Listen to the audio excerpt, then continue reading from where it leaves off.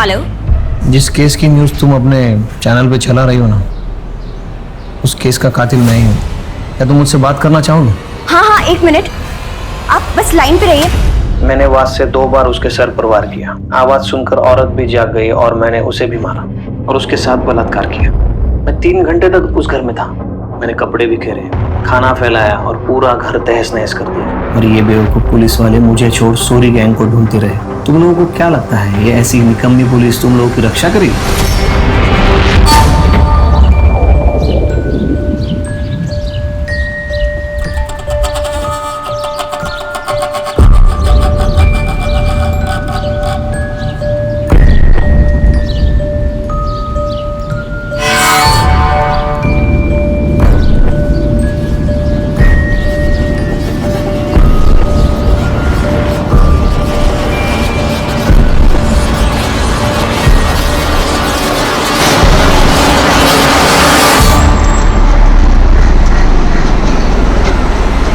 देख लड़की को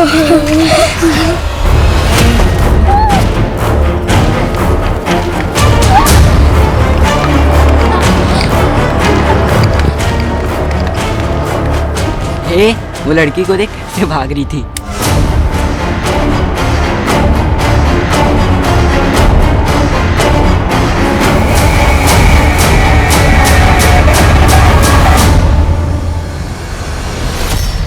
इंसान को जब चोट लगती है तो या तो वो खुद को संभाल कर नैतिकता के रास्ते पर चलता है या फिर वो पतन का रास्ता चुनकर प्रतिघात करता है।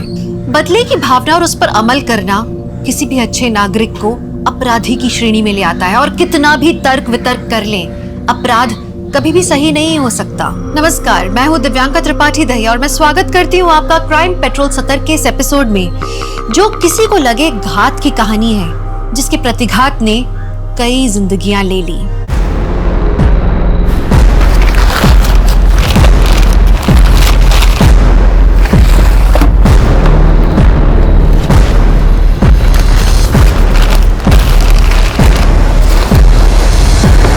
राजू, भैया जी चल।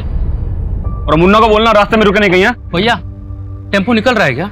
मैंने ऑडिट नहीं किया अभी तक। वो कोई बात नहीं, तुझे मैं संभाल लूं। ए बंद करना। ये क्या है? ये क्या है भैया? ये तो इलीगल है। आप खुद तो फंसोगे ही और हम आपके साथ काम कर रहे हैं, पुलिस हमें भी तोड़ेगी। ए लेके जा टेम्पो। जो भी तूने देखा ना, उसके बारे में ज्यादा किचकिच मत कर। ये पकड़ और अपना मुंह बंद रख, आगे और भी मिलेगा। बेईमानी का काम मैं नहीं करूंगा भैया जी। आपका पैसा और आपका काम, आपको मुबारक।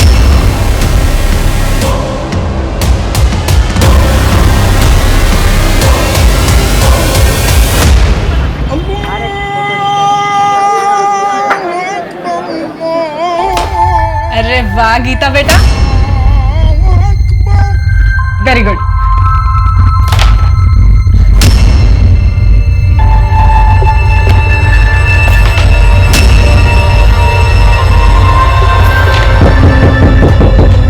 खेलो मैं आती हूँ। आई पीछे।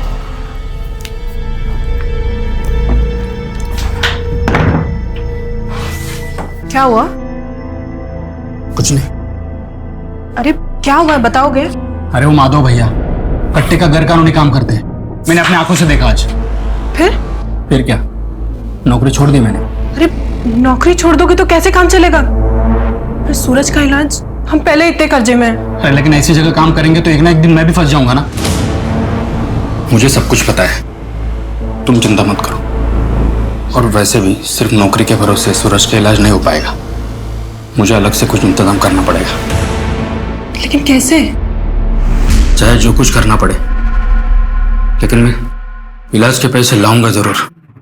और तुम देखना, अपना सूरज फिर से फुटबॉल खेलेगा। ये सूरज, ये देख मैं तेरे लिए क्या लाया, एक नई टी शर्ट। और पता है इस पे फुटबॉल भी लिखा है। कैसी है? पहन के दिखा। यस, दिखा मम्मी को, कैसा लग रहा है? अरे वाह मेरा सूरज।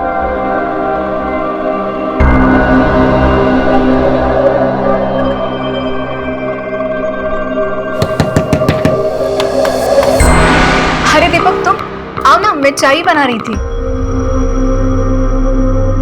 नहीं बेला, थोड़ा जल्दी में हूँ। ये पैसे नीमा ने भिजवाया है। कल 5 टोकरियां बिकी थी ना, उसके है। वो सब ठीक है, लेकिन आओ अंदर, मैं चाय बना रही थी, अब साथ में चाय पीते हैं। अरे नहीं, ठीक है। अरे आओ, क्या तुम भी। ये लो। और बताओ, सूरज कैसा है? ठीक है, डॉक्टर ने बोला है कि जल्दी ठीक हो जाएगा, लेकिन पैसे बहुत लगेंगे, कम से कम 5 लाख। 5 लाख? हाँ। इतना सब कैसे करोगे आप? मैं अपने पापा से बात करूं? वो कुछ ना कुछ मदद जरूर कर देंगे। या फिर मेरे जो जेवर थे वो बेच के तुम्हारी मदद हो ही जाएगी। अरे इतना बोला वो बहुत है, मैं कुछ ना कुछ इंतजाम कर रहा हूँ ना। अच्छा, नीमा के घर से दहेज में कुछ नहीं मिला था क्या? मतलब अगर जेवर वगैरह होंगे तो वो बेच दो ना, उतनी ही मदद हो जाएगी। बेला, मैं निकलता हूँ। वो क्या है ना, घर पे सब लोग इंतजार कर रहे होंगे। अरे लेकिन चाय तो खत्म कर लो। सुनो दीपक, अरे दीपक, आते रहना। राशन का 2000, दवाइयों का 4.5, 6.5। अच्छा, चाय बना दूं आपके लिए? अरे नहीं, वो बेला के यहाँ से पी के आया हूं मैं। अच्छा सुनो ना, वो 2000 रुपया था ना मेरे पास, उसमें से 1000 रुपये मैंने गायत्री काकी को दे दिए। उनके पास खाने के भी पैसे नहीं थे। कोई बात नहीं, किसी की मदद करना अच्छी बात होती। अच्छा क्या? पापा जल्दी आइए। सूरज क्या हुआ? सूरज अरे इसकी तबीयत खराब हो गई, इसको हॉस्पिटल लेके जाना पड़ेगा। गीता, तू बेला आंटी के पास चली जा, ठीक है? मैं उनको फोन कर दूंगी। और सीधा वहीं जाना, इधर उधर मत जाना बेटा।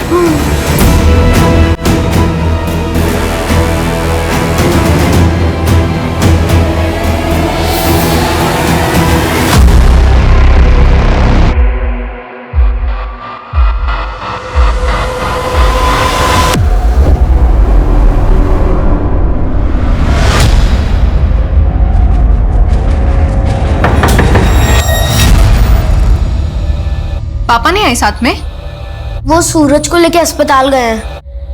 अच्छा, आओ अंदर। खाना खाया तुमने? थोड़ा सा।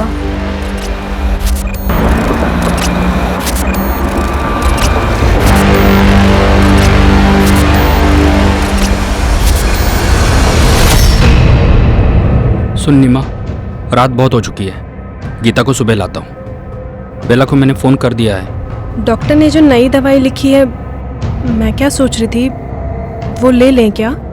लेना तो पड़ेगा ही। कल मैं माजी के पास चला जाता हूँ, हो सकता है कुछ और मदद कर दे। अच्छा, आप एक बार माधव भैया से बात करके देखो ना।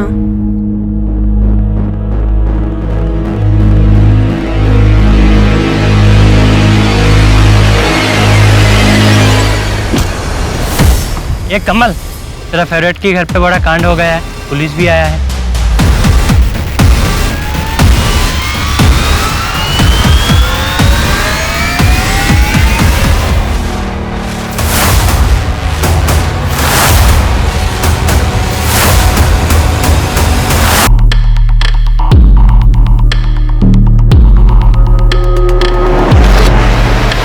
मैम, यहाँ तेल के निशान भी है और सामान भी बिखरा पड़ा हुआ है। लगता है रॉबरी का मामला है। प्लेट्स पर भी ऑयल के निशान है एक्स्ट्रा। और जहाँ चोरी करते हैं वहां पर खाना भी खाते हैं। लेकिन मेहता, उन्होंने आज से पहले कोई हत्या नहीं किया, एटलीस्ट हमारे सामने तो नहीं। हमारे सामने ऐसा कोई केस नहीं है।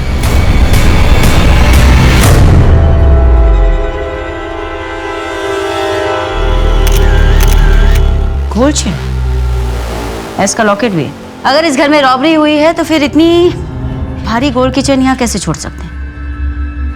मैम, ये देखिए, ऐसा लग रहा है कि 2 दीवार पर फोटो फ्रेम है, जिसे अभी भी निकाला गया है। फैमिली फोटो, बच्चे भी हैं। एक बेटा और बेटी है, सूरज और गीता। पड़ोसी ने बताया कि सूरज की तबीयत काफी खराब हो गई थी, इसलिए कल रात उसे हॉस्पिटल लेकर गए और गीता को नीमा की सहेली बेला के घर भेजा गया। तो सूरज इस वक्त कहाँ है? एज फॉर सूरज, ऐसा हो सकता है कि नीमा ने अपने बेटे के लिए चेन बनवाई हो, या उसका नाम का लॉकेट वो खुद पहन रही हो? मैडम जी यहाँ कुछ है।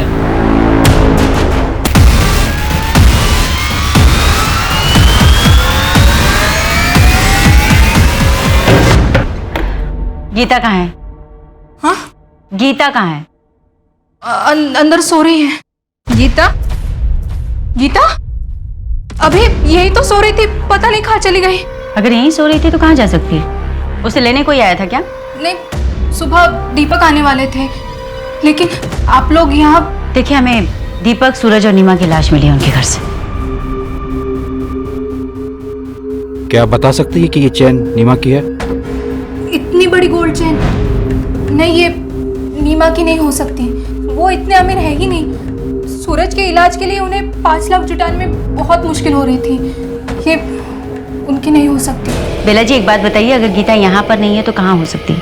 कहाँ जा सकती है? हमें क्या उसके परिवार की किसी के साथ कोई दुश्मनी थी? नहीं, उनकी किसी से क्या दुश्मनी हो सकती है? नहीं।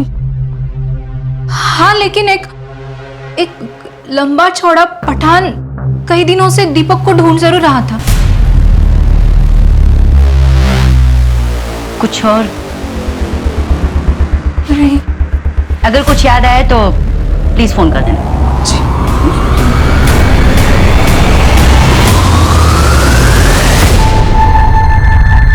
अरे यार नीमा, बहुत देर हो गई, कम से कम एक कप चाय तो पिला दे। बस ये हाथ का काम समेट लूं, फिर बनाती हूँ। अरे तुम लोग अपना काम चालू रखो, मैं चाय बना देता हूँ। हाँ। यार नीमा, तुझे एक बात बोलूं, तू बड़ी खुशनसीब है कि तुझे दीपक जैसे पति मिले। अरे मतलब मेहमानों के बारे में जो इतना सोचता है, वो तो अपनी बीवी को पलकों पर ही बिठा कर रखता होगा ना।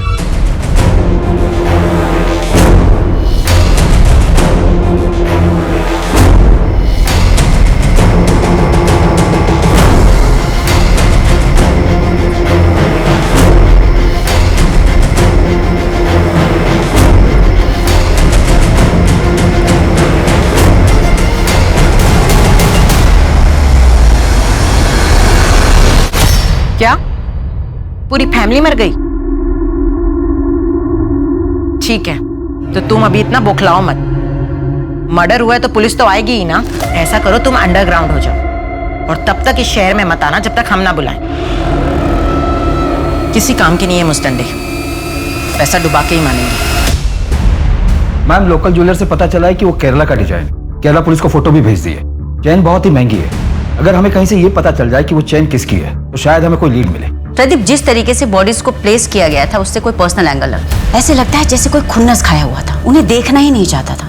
मैम, सॉरी गैंग के खिलाफ एविडेंस तो मिले हैं, पर मुझे भी ये एंगल पर्सनली लग रहा है। पर एक बात मेरी समझ में नहीं आ रही कि इतनी गरीब फैमिली को कोई टारगेट क्यों करेगा?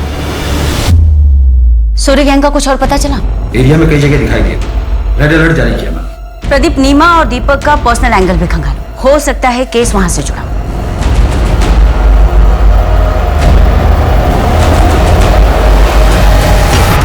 नीमा, मेरी बात सुनना। मैं तू क्यों अपनी जिंदगी खराब करने पर तुली हुई है?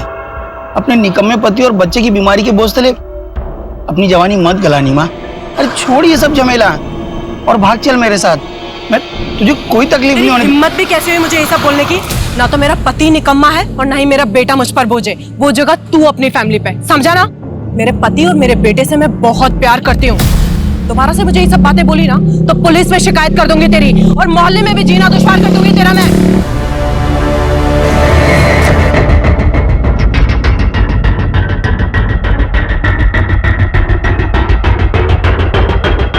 दीपक के घर की तरफ जाने वाली गली के बाहर जो सीसीटीवी कैमरा लगा हुआ है उसमें ये सब कैप्चर हुआ है, और ये दीपक के घर से मेन रोड तक जाने का यही एक रास्ता है। प्रदीप, ये सोरी गैंग का तो नहीं लग रहा, पर ये लोग पीछे से भी तो आ सकते हैं ना। पीछे वाला रास्ता? वहाँ कोई सीसीटीवी नहीं मैम, मोहल्ले के अंदर जाने का यही एक रास्ता है। इस बैग पे जिम करो, पता करो इस डिजाइन और इस कंपनी के बैग कौन सी दुकानों में बेचे जाते हैं। मैडम, हॉस्पिटल के अकाउंट डिपार्टमेंट से पता चला है कि दीपक ने इलाज के लिए 4 लाख की पेमेंट की है। इसमें से 3 लाख कार्ड से और 1 लाख कैश पे किया है। दीपक या उसके परिवार के पास इतने पैसे नहीं थे, फिर इतने पैसे अचानक से कहाँ से आ गए? मैं दीपक की बैंक की स्टेटमेंट निकलवाता हूँ। दीपक या नीमा का कोई रिश्तेदार जहाँ पर गीता जा सकती हो? भागलपुर गांव में कुछ रिश्तेदार हैं, पर गीता वहां पर भी नहीं है। अगर वहां पर भी नहीं है तो बच्ची गई कहाँ? सेफ है भी या नहीं?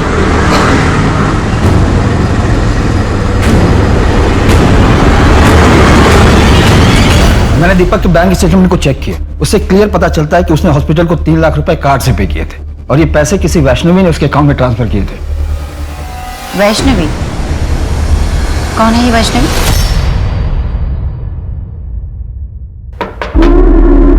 अरे आओ दरोगा, आओ। कहिए कैसे आना हुआ?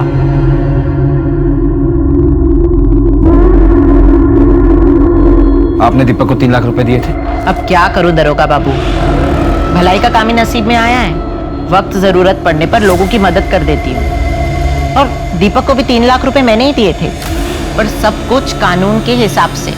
वो क्या बोलते हैं उसको, बैंक ट्रांसफर। और जब वो पैसे नहीं लौटा पाया तो आपने वसूली के लिए किसी को भेजा था? आफ्ताब को भेजा था। और आपके उस आफ्ताब ने एग्जाम्पल सेट करने के चक्कर में उसको और उसके पूरे परिवार को ही मार दिया। दरोगा बाबू, अगर हम ऐसे ही लोगों को मारने लगे तो लोग हमसे पैसे क्यों लेंगे? 3 लाख रुपए दिए थे, कोई सिक्योरिटी नहीं रखी? सिक्योरिटी के तौर पे घर के पेपर दिए थे उसने। अब तुम बोलोगे उसके मकान के चक्कर में मैंने उसको मार दिया। तुम मेरा घर देखो और उसका मकान देखो। ये आफ्ताब का है? वो तो अपनी गर्लफ्रेंड के साथ लखनऊ गया है घूमने। सर, मैंने वैष्णवी के बारे में सब कुछ पता कर लिया कि पैसों की वसूली के लिए आफ्ताब नाम का एक बंदा जाता है। हिस्ट्री शीटर है वो, और उस पर सेक्सुअल असॉल्ट के आरोप भी है। बेला ने भी यही कहा था कि दीपक के पीछे कोई लंबा चौड़ा पठान पड़ा था। हो सकता है ये पठान आफ्ताब ही हो। अपने खबरियों को अलर्ट करो, देखते ही आफ्ताब कब तक अंडरग्राउंड रहता है। सर, पर एक बात समझ में नहीं आ रही है कि जब दीपक के घर में भारी गोल्ड की चेन थी तो उसने वैष्णवी से पैसे उधार क्यों लिए? बोल भैया जी, थोड़े पैसों की जरूरत थी मुझे। हर महीने पगार से काट लीजिएगा, और आप बोलोगे तो मैं ओवर टाइम भी कर लूंगा। हाँ बोल, कितने चाहिए? वो 4 से 5 लाख की जरूरत। क्या 4-5 लाख? अबे दिमाग ठीक है तेरा? 10-20 हजार की बात होती तो मैं सोचता भी। कुछ भी बोल रहा है। 4-5 लाख, चल जा अपना काम कर। 4-5 लाख?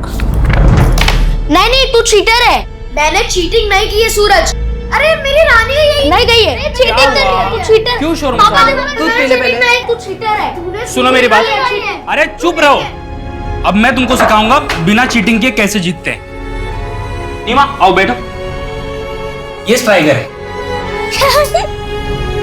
इस ब्रूटल मर्डर केस में तकलीफों से गुजरता लेकिन हंसता खेलता परिवार उजड़ गया था और इस अपराध को अंजाम देने वाले का कोई सुराग तक नहीं मिल रहा था। फिलहाल उस इलाके में लूटपाट करने वाला सोरी गैंग पुलिस के शक के घेरे में सबसे ऊपर था, लेकिन मुश्किल बात यह थी कि ये सिर्फ रॉबरी का केस नहीं था। दूसरी तरफ सूद पर पैसा देने वाली वैष्णवी थी, जिससे दीपक ने अपने बेटे के इलाज के लिए उधार में पैसे लिए थे और वो उसे लौटा नहीं पा रहा था। लेकिन क्या इन्हीं में से किसी ने इस हत्याकांड को अंजाम दिया था, या फिर कोई ऐसा भी था जो अभी तक पुलिस के शक से बाहर था?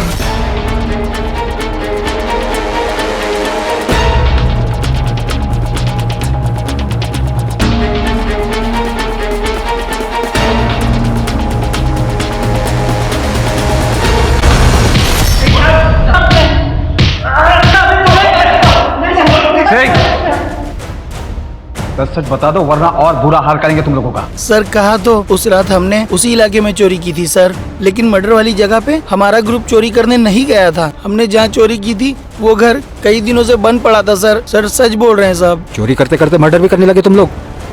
ये दीपक और उसकी फैमिली को क्यों मारा? और ये बच्ची कहाँ है?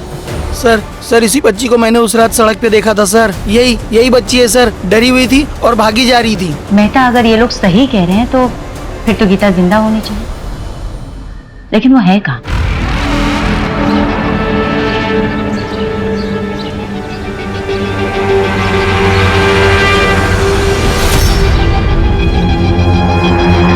अकेले हो यहाँ?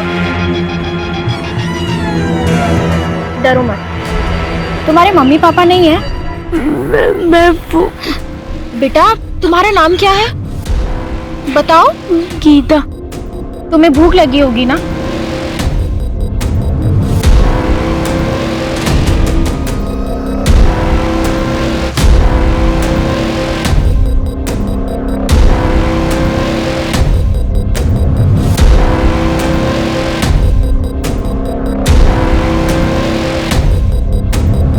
बच्चे को ही जानते हो आप?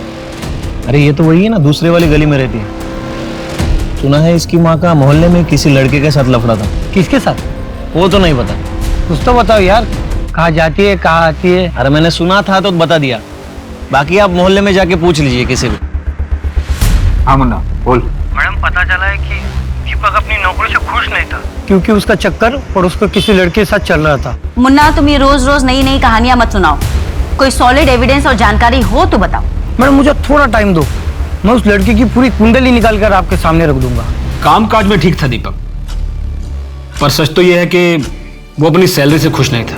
अपने बेटे की बीमारी की वजह से उसकी पैसों की जरूरत थी भी बहुत ज्यादा। अब सर मुझे भी अपना धंधा रन करना है, किसी एक की सैलरी तो बढ़ा नहीं सकता, बाकी लोगों को भी जवाब देना पड़ता। उसका यहाँ पर किसी के साथ कोई पंगा था? नहीं, ऐसा कभी कुछ सुना तो नहीं, पर हाँ सर कुछ पता लगेगा तो आपको जरूर बताऊंगा। ठीक है। पोस्टमार्टम रिपोर्ट के हिसाब से दीपक के सर पर किसी भारी चीज से वार करने की वजह से उसकी मौत हुई। उसका रेप भी हुआ, वो भी मारने के बाद, यानी कि नेक्रोफिलिया। मतलब ये केस नीमा से कनेक्टेड है? ऐसा भी हो सकता है कि कोई दीपक से नाराज हो, उससे बदला लेने का ये उसका तरीका। क्योंकि लेकिन इस सब के पीछे क्रिमिनल का मोटिव क्या था? मैडम, केरला से गोल्ड चेन की सारी इंफॉर्मेशन आ गई। वो गोल्ड चेन दरअसल में मुनी जमानी माला कहलाता है और ये स्पेसिफिक डिजाइन खोजी कोड़े में बनाई जाती है और खोजी कोड़े के जिस ज्वेलर ने बनाई थी उसी का इनिशियल एस उस पर था। यानी कि वो एस सूरज के लिए नहीं था। कुछ बताया उसने कि वो माला उसने किसके लिए बनाई थी? पिछले साल ही उसकी मौत हो गई थी, तब से वहाँ ऐसा कोई गहना नहीं बनाया गया। उसका एक बेटा था मैम, जो अब केरला में नहीं रहता, लेकिन पुलिस उसे ट्रैक कर रही है। Madam, Dhanipur triple murder case में आरोपी कब पकड़ा जाएगा? देखिए मैडम, अभी इन्वेस्टिगेशन चल रही है। अभी तक की जांच में हमारे सामने कोई भी ऐसा पुख्ता सबूत नहीं आया है, पर हम कोशिश कर रहे हैं। लेकिन किसी गरीब फैमिली को मारने के पीछे क्या वजह हो सकती है? I mean, इसके बाद क्या लोग अपने घरों में सुरक्षित महसूस करेंगे? देखिए, हमें पूरा भरोसा है कि कातिल जल्द से जल्द पकड़ा जाएगा और उसे कड़ी से कड़ी सजा मिलेगी। लेकिन कातिल कौन हो सकता है? कोई सरफिरा या विकृत मानसिकता का इंसान। ऐसे लोग वारदात को अंजाम देने के बाद कहीं जाकर छिप जाते हैं, लेकिन औरतों और बच्चों की जिंदगी से खिलवाड़ करने वाला चाहे जहाँ भी छिपा हो, हम उसे ढूंढ निकालें। Thank you. लेकिन मैम, जिस कॉन्फिडेंस के साथ आप कह रही हैं, क्या आप उसे सच में पकड़ लेंगी? मुझे नहीं लगता है आपके पास कोई ठोस लीड है।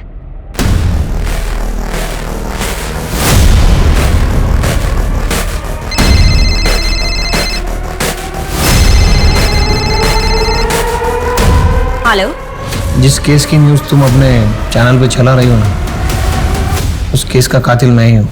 क्या तुम मुझसे बात करना चाहोगी? हाँ, एक मिनट, आप बस लाइन पे रहिए। पहले कभी ना दिखाए जाने वाली न्यूज, आज की सबसे बड़ी खबर हम आपके सामने लेकर आए हैं। एक ऐसे अपराध की घटना जिसके बारे में देखना सुनना तो दूर, उसके बारे में कभी किसी ने सोचा भी नहीं होगा।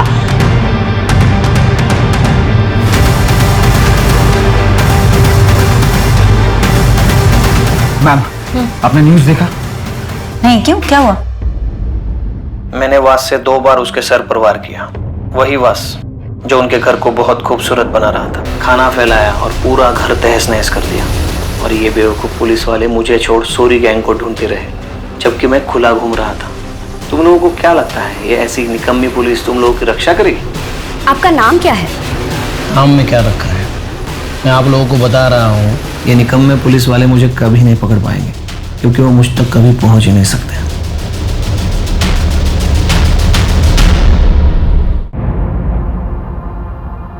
हर सोशल मीडिया पर सिर्फ इसी केस के चर्चे चल रहे हैं, वो भी सिर्फ तुम्हारी वजह से। तुम्हें पता है इस केस को लेकर मुझ पर कितना प्रेशर है? आधी रात को उठकर आना पड़ा है मुझे यहाँ। इस तरह से सोल्व करेंगे आप इस केस को?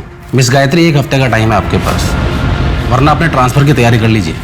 Okay sir, thank you. आपको वो वीडियो कहाँ से मिला पूजा जी? वीडियो? वो तो मुझे एक रिलायबल सोर्स से मिला था। अगर उस वीडियो के फुटेजेस में कोई भी छेड़छाड़ या टेम्परिंग की गई होगी तो उस कातिल के पकड़े जाने के बाद में आप भी नहीं बचेंगे। हमारे इन्वेस्टिगेशन में बाधा डालने के जुर्म में मैं आपको भी बिहाइंड द बार कर दूंगी। मुझे नहीं पता कि वो वीडियो ऑथेंटिक है या नहीं। मैंने तो बस, मुझे अपने घर के बाहर एक सीडी मिली थी और फिर मुझे किसी का कॉल आया था। आपके सेंसलेस जर्नलिज्म के कारण लोगों में कितनी दहशत भर गई है उस हत्याकांड को लेकर।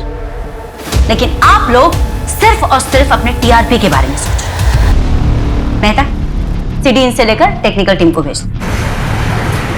वो सर, डैड सिर्फ अपने रॉयल और स्पेशल कस्टमर्स के लिए ऑर्डर पर ज्वेलरी बनाते। क्या ये चेन आपके यहाँ बनाई गई थी? सीरियल नंबर बताइए ना सर। जहाँ पे एस मार्क होगा ना सर, उसके नीचे देखिए ना। हाँ, R19/431। ओके सर, एक मिनट। ये चेन ना अलीगढ़ से शाजिया फरहान के ऑर्डर पे बनाई गई थी। रिकॉर्ड में पूरा एड्रेस और नंबर है, मैं आपको मैसेज करता हूँ सर। क्या ये चेन शाजिया की है? ये चेन तो शाजिया का ही है, पर आपको कहाँ से मिला? शाजिया कहाँ है? शाजिया अब नहीं रही। 15 दिन पहले उसकी हार्ट अटैक से मौत हो गई। शाजिया की कोई फोटो है आपके पास?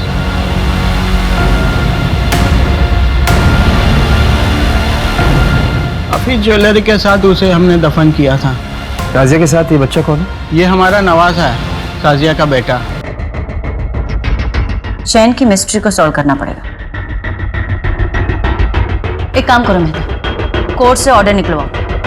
इस ताजिया की बॉडी को निकलवाते हैं, एग्जामिन करते हैं। मैम, मुन्ना का फोन भी आया था। उसने बताया कि नीमा के मोहल्ले में एक लड़का रहता है कमल, वो नीमा को पसंद करता था। ले आओ उसे भी।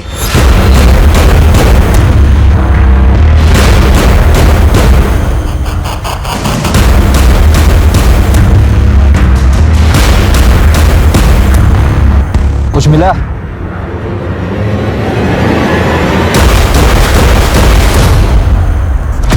डेड बॉडी पर एक भी ज्वेलरी नहीं है।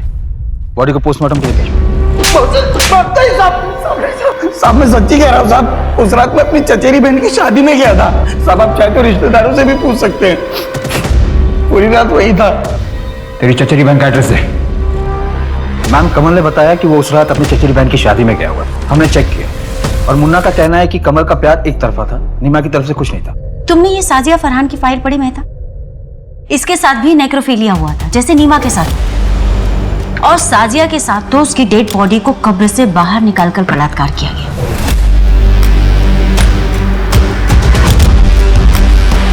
जर्नलिस्ट का क्या? मैम, किलर ने जर्नलिस्ट को जिस नंबर से फोन किया था वो फेक आईडी पर लिया गया था। वहां तो डेड एंड है। मेहता, इन सब के पीछे जो कोई भी है, ये सब कुछ प्लान किया है। वो ऑयल स्टैंड्स का प्लान करना, खाना जानबूझकर छोड़ना, नीमा के अफेयर वाली बात, दीपक के ऑफिस की प्रॉब्लम वाली बात, ये सब कुछ डेड एंड पर जाकर ठहर जाते। इसका मतलब इस केस की इन्वेस्टिगेशन को शुरू से ही गुमराह किया गया। वो क्राइम सीन सिर्फ और सिर्फ हमें मिसलीड करने के लिए क्रिएट किया गया था। क्या सच में इस हत्याकांड की जांच उस शातिर अपराधी के बिछाए जाल में उलझती जा रही थी? इन्वेस्टिगेशन में ये इशारा जरूर मिल रहा था बार बार कि जुर्म करने वाला एक नेक्रोफिलियक है। अपराधी इतना शातिर था कि हर मिला हुआ सुराग अधूरा था। शहर के लोग दहशत में और पुलिस बेबस। बस एक लीड मिलने का इंतजार कर रहे थे सब। पापा, आपने फिर से पकड़ लिया। मेरा चुपकल इधर बैठा है। आजा बाहर, चल चल। अब मम्मी को ढूंढते। आजा। मम्मी मम्मी मम्मी कहाँ छुपी है?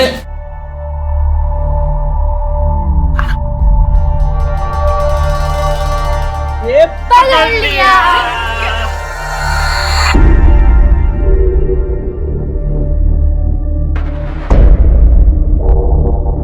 जिस दिन शाजिया की मौत हुई थी उस दिन शाजिया के घर पर कोई ज्वेलर आया था। शाजिया ने अपनी सहेली को फोन करके कहा था कि अगर उसे ज्वेलरी देखनी हो तो उसके घर आ जाए, क्योंकि वो ज्वेलर बहुत ही सस्ते दामों में ज्वेलरी बेच रहा था। हालांकि शाजिया की सहेली शाजिया के घर नहीं आई थी और शाम को जब शाजिया के पेरेंट्स घर आए तो उसकी मौत हो चुकी थी। लेकिन सवाल अभी भी वही है मेहता, क्या कातिल ने जानबूझकर ये सब कुछ सिर्फ इसलिए किया कि वो दीपक और नीमा को मारना चाहता था? उसका टारगेट आखिर कौन था, दीपक या नीमा? और फिर इसमें साजिया कहाँ फिट बैठती? मैम, यहाँ हत्या का मोटिव समझ में ही नहीं आ रहा है। वो बच्ची गीता भी नहीं मिल रही। सच कहूं तो मुझे उस बच्चे की फिक्र होने लगी। पता नहीं ठीक होगी भी या नहीं।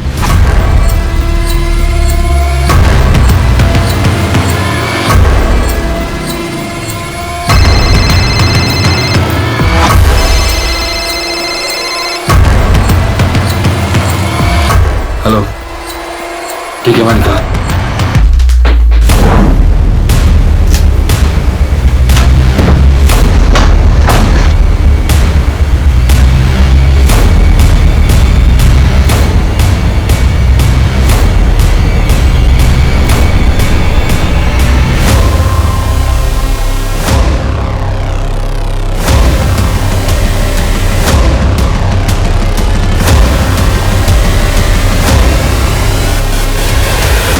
किसका ये?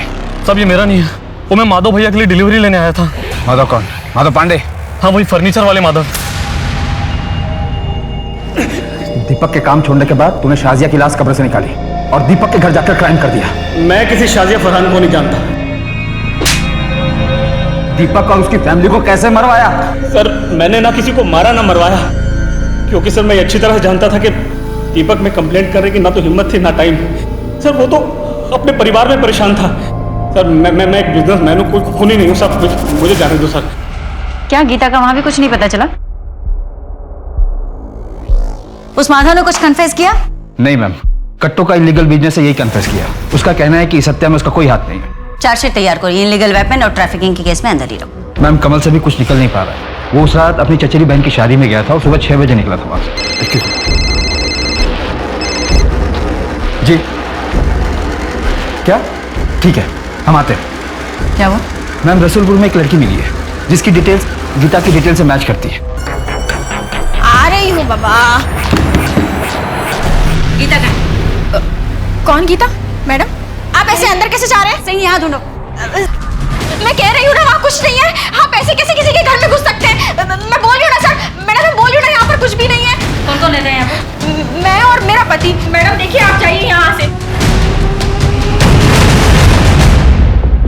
चप्पल तो किसी बच्ची की लगती है। मैंने कहा ना यहाँ कोई बच्ची नहीं है। एक तो आप बिना किसी परमिशन के मेरे घर में घुस आए हैं और ऊपर से मुझसे क्वेश्चन कर रहे हैं। आप जाइए यहाँ से। मैडम वहाँ कुछ नहीं है, सिर्फ कपड़े हैं। हाँ तो देखने दो।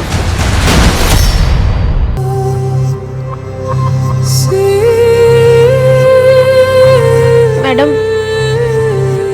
मेरा कोई बच्चा नहीं है, मैं माँ नहीं बन सकती। इसलिए जब मैंने गीता को देखा तो मेरा मन नहीं माना और मैं अपने साथ अपने घर ले आई। हमारे पास बहुत पैसा है लेकिन मेरा पति शराबी है, इसलिए मैंने गीता के बारे में अब तक उन्हें कुछ नहीं बताया। पता नहीं गीता किसी भी आदमी को देखती है तो ऐसे डर जाती है कि अलमारी में जाके छुप जाती है। अगर ऐसी बात है तो तुमने पुलिस स्टेशन में इन्फॉर्म क्यों नहीं किया?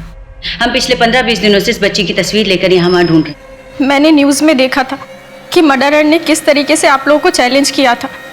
मुझे गीता की जान की चिंता है, इसलिए मैंने किसी को कुछ नहीं बताया। हाँ लेकिन गीता ने अपने माँ बाप के कातिल को देखा है।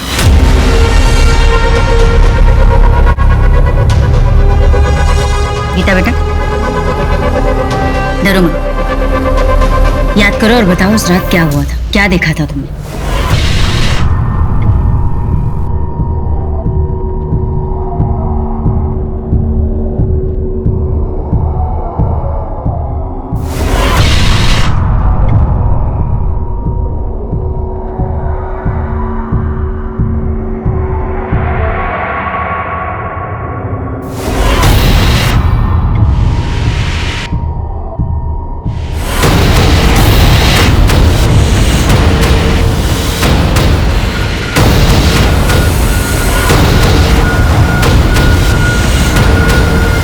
मैंने उसका चेहरा नहीं देखा, उसकी सिर्फ पीठी नजर आ रही थी और वो बार बार अपने हाथों पे ऐसे खुजा रहा था।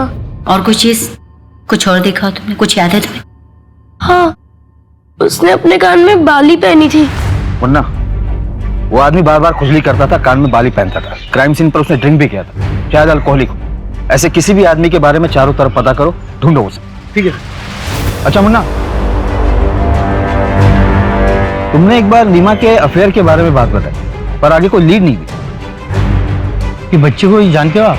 देखो भाई, लड़के के बारे में कुछ मालूम नहीं मुझे। माँ के बारे में पूछेंगे तो मोहल्ले में कोई भी तब वो खुजली करते जा रहा था और मेरे को नीमा के बारे में बता रहा था। तुमने उसे देखा था? स्केच बनवा सकते हो? हाँ साहब, कोशिश करूंगा।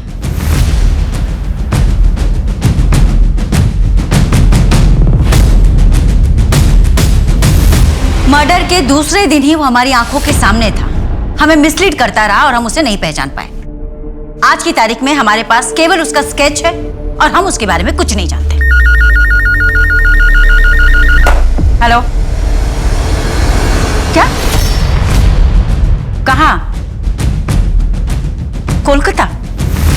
आप मुझे फैक्स कर सकते हैं? जी please note down the number 44346110। Kolkata में भी आज से 2 साल पहले नेक्रोफेलिया का केस हुआ था। वहां भी विक्टिम का बेटा गायब। मैडम, कोलकाता पुलिस हेडक्वार्टर से फैक्स आया है। विक्टिम का नाम मौसमी। उसे मारने के 2 दिन बाद तक उसकी डेड बॉडी के साथ बलात्कार किया गया था। उसके बाद उसकी बॉडी एक फैक्ट्री के शेड में बरामद हुई। उसका 12 साल का बेटा था। आखिरी बार वो खुर्जा में देखा गया।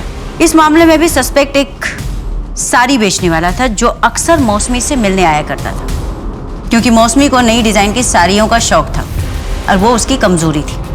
ये वही स्केच वाला है शायद, जिसकी शिकार सारी औरतें और उनके बच्चे हुए। लेकिन मैम, ये कोइंसिडेंस भी तो हो सकता है। ये भी तो हो सकता है कि इस बार कोई कोइंसिडेंस ना हो, उसकी मोडस ऑपरेंडिंग ही ऐसी हो। वो पहले औरतों की कमजोरी का पता लगाता हो, उसके बाद में उन्हें अपना शिकार बनाता हो। लेकिन नीमा की वीकनेस क्या थी? सूरज और उसके इलाज में लगने वाली महंगी दवाइयां। मेहता, एविडेंस में जो हमने दवाइयां रखी थी, पता करो दवाइयां कहां से लाई गई थी। क्या ये मेडिसिन आपके स्टोर की है? हाँ, मेडिसिन हमारे स्टोर की। क्या तुमने कभी इस आदमी को देखा है? हाँ, शायद ये आदमी हमारे स्टोर पर मेडिसिन लेने आया था। हाँ, याद आया। उसने बताया था कि वो अलीगढ़ हॉस्पिटल में वार्ड बॉय है।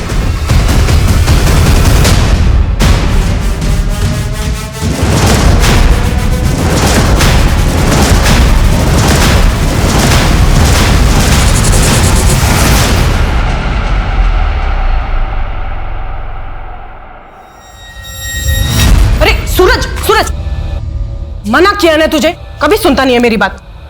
ऊपर कर पैर। अभी ज्यादा बीमार हो गया तो फिर फुटबॉलर नहीं बनना तुझे। डॉक्टर सर की बात सुनता है ना मेरी बात सुनता है। डॉक्टर साहब को कुछ भी बोले, ऐसे कई सारे पेशेंट्स हैं जो अपने बुढ़ापे तक भरपूर जीते हैं। आप बस इलाज चलने दो। दवाइयाँ इतनी महंगी है और कुछ समझ में नहीं आ रहा है, कुछ बेचने के लिए भी नहीं बचा अब तो हम लोगों के पास। मैं एक आदमी को जानता हूँ जो ऐसे बीमारियों की दवाई आधे से भी कम दाम में देता है। आप चाहो तो मैं आपको दिलवा सकता हूँ। हाँ हाँ, आपका बहुत बड़ा एहसान होगा हम लोगों के ऊपर। कल सुबह ही मैं दवाई लेके आता हूँ। आप अपना एड्रेस दीजिए। जी, देती हूँ।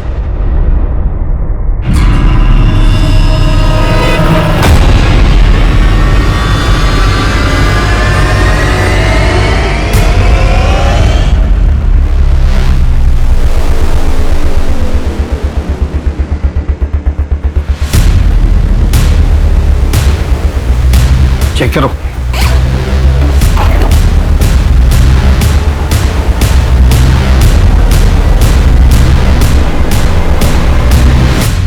ये नीमा और उसकी फैमिली, ये शाजिया और ये शायद मौसमी है।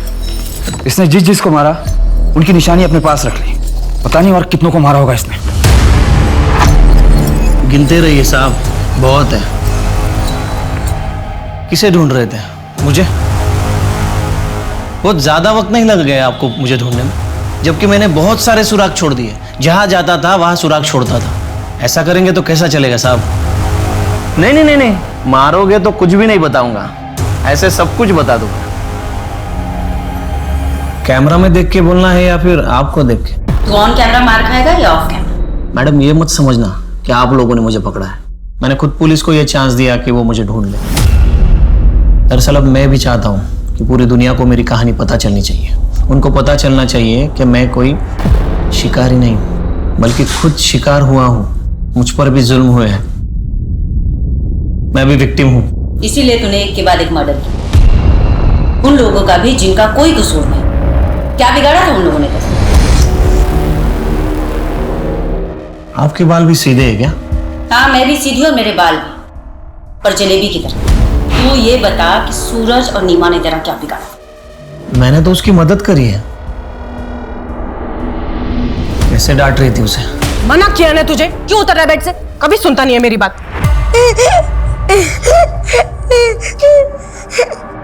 बेटा क्या हुआ? रो क्यों रहा है? ऐसा कर, जी भर के रो ले। रोने से ना जी हल्का हो जाएगा। वैसे भी रोने से कोई नामर्द थोड़ी हो जाता है। और तू तो मेरी बहादुर लड़की है ना? बाबू, लड़की जैसे रहना अच्छा नहीं लगता। तू एक लड़की है। नहीं माँ, मैं एक लड़का हूँ और रोज ऐसे लड़कियों की तरह सजूंगा नहीं। तू लड़की है और लड़की की तरह ही रहेगा। बहुत सुन ली तेरी कहानी, अब ये बता कि ये सब तूने क्यों किया? कोई अपने बच्चों को डांटे, उन पर अपना हक जमाए, उनको तकलीफ दे, मुझसे बर्दाश्त नहीं होता। और मैडम, ये सभी औरतें वही कर रही थी जो मेरी माँ के बालों में से आती थी। मुझे जितना तुझ पर गुस्सा आ रहा है ना, उससे कहीं ज्यादा तरस आ रहा है। जिस माँ की जातियों और परवरिश की तू बात कर रहा है ना, तू बिल्कुल उसके जैसा बन गया। मैं कोर्ट से रिक्वेस्ट करूंगी कि तुझे ऐसी कड़ी से कड़ी सजा मिले ना कि दूसरा कोई तुझ जैसा ना बने। नवीन पूरी दुनिया को ये बताना चाहता था कि उसके साथ कितना अन्याय हुआ था। उसे ये लगता था कि वो शिकारी नहीं, वो खुद शिकार है। जबकि सच्चाई ये है कि एक मानसिक आघात ने उसे नेक्रोफिलियाक बना दिया था। उसने जो किया था वो कोई मामूली अपराध नहीं था। महिलाओं के प्रति भारी नफरत ने उसे अंधा बना दिया था और प्रतिघात में वो मासूम औरतों पर हमला करता था। अपने ऊपर हुए घात से उबरकर सही दिशा में बढ़ना ही इंसानियत है।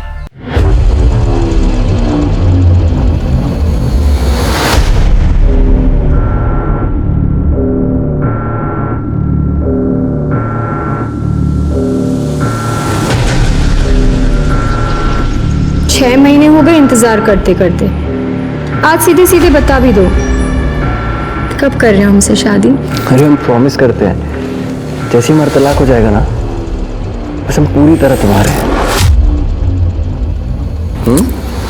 ये बात तो हम कब से सुनते आ रहे हैं। अरे तो अगर तलाक नहीं भी हुआ तो तुम्हें पूरी तरह खुश रखने की जिम्मेदारी हमारी, ठीक है? नहीं भी हुआ मतलब? तुम हमारे साथ सिर्फ मजे करना चाहते हो? स्वीटी, मजे करेंगे, करो मजे, बदतमीज। स्वीटी,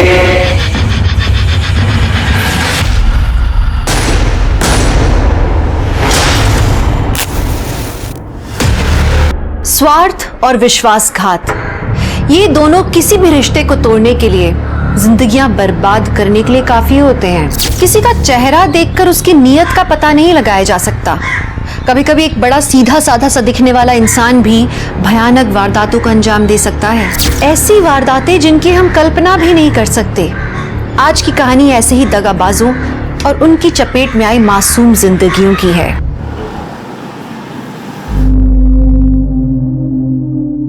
अच्छा भाभी जी, मैं चलता हूँ, ठीक है? ठीक।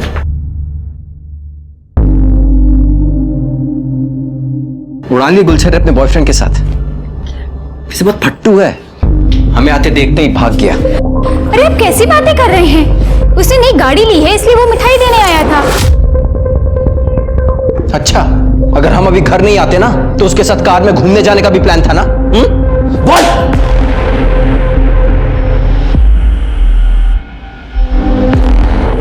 पिंकी बेटा तुम अंदर जाओ। कम से कम पिंकी के सामने तो ऐसी बातें मत बोलिए। तो तलाक क्यों नहीं दे देती हमें? उसके बाद जितने मर्दों के साथ गुलछर्रे उड़ाने हैं ना, उड़ाते रहना। गुलछर्रे हम नहीं, आप उड़ाते हैं बाहर। हम कुछ बोलते नहीं है, इसका मतलब ये नहीं कि हमें कुछ पता नहीं है। और रही बात तलाक की, भूल जाइए उसे आप। और आपको तलाक देकर हम अपनी पिंकी की जिंदगी खराब नहीं कर सकते। और अगर आपको तलाक चाहिए तो ये घर और गांव की प्रॉपर्टी मेरे और पिंकी के नाम आप कर दीजिए।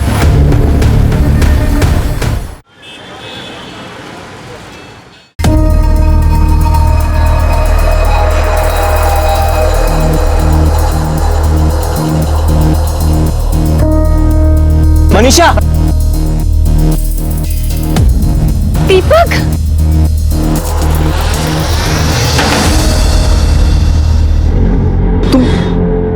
तुम यहाँ कैसे? पूरे 11 साल बाद मिल रही हो तुम्हारी शादी के बाद। अरे मैं तुम्हारे पुराने पति पे गई थी, फिर पता चला कि तुम वहां पे रहते ही नहीं हो।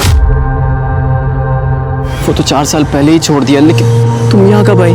पिछले साल मेरे पति की एक एक्सीडेंट में डेथ हो गई, फिर माँ बाप के पास आ गई। अब वो भी नहीं रहे तो भाई रवि है मेरा सहारा है। बच्चे तो कभी हुए ही नहीं। मैं तुम्हारा जैसा प्यार अपने पति को कर ही नहीं पाई दीपक, और ना वो मुझे। खैर छोड़ो, तुम बताओ तुम्हारी बीवी और बच्चे कैसे हैं? मेरी बीवी, उसका होना ना होना सब बराबर ही है। जगह जगह मुंह मारती फिरती है। अब लगता है माँ बाप के आगे जिद कर ली होती तो मैं तुम्हारी बीवी होती दीपक। पर अब तो तुम्हारे माँ बाप भी नहीं है बीच में आने के लिए। हम लोग वापस से एक हो सकते हैं मनीषा। 11 साल पहले जो खुशी हम एक दूसरे को देते थे वो आज भी दे सकते हैं।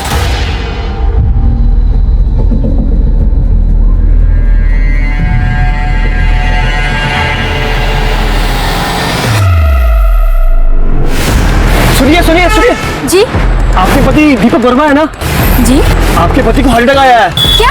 उनको यहाँ के गवर्नमेंट हॉस्पिटल में एडमिट किया मैंने। आप कौन है? मैं उनके ऑफिस में काम करता हूँ, उन्होंने मुझे आपको लाने के लिए भेजा है। जल्दी आइए।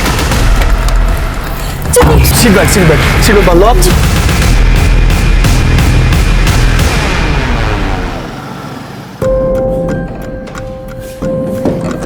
पापा माँ कहाँ है? वो कब आएंगी? कब गई थी? दोपहर में।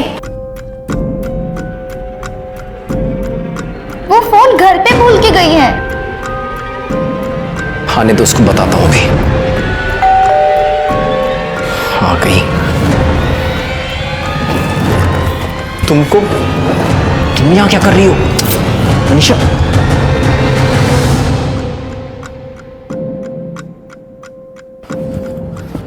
बेटा आप अंदर जाके पढ़ाई करो। हाँ हम बुलाते हैं।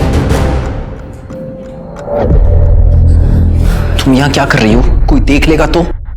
देख लेने दो, मुझे किसी का डर नहीं। मनीषा अरे मिठाई तो लाओ। तुम ना मुंह मीठा करो। पर ये कौन है? पहचाना नहीं? ये मेरा भाई है रवि। 11 साल पहले मिले थे तो छोटा सा था और हमारी मदद करने लायक नहीं था, लेकिन अब इसने हमारी मदद कर दी है। तुम्हारी बीवी को हमारे रास्ते से हटा दिया दीपक। सर पता नहीं हमारी बीवी राधा कहाँ चली गई। सर बहुत ढूंढने की कोशिश करी पर कहीं नहीं मिल रही। सर प्लीज कुछ कीजिए सर, हमें समझ में नहीं आ रहा हम क्या करें। तुम निराश मत हो, तुम्हारी बीवी को ढूंढने की कोशिश करेंगे। यादव जी सर। इनकी मिसिंग कंप्लेन लो और कार्रवाई शुरू करो। आइए। Thank you sir. Hello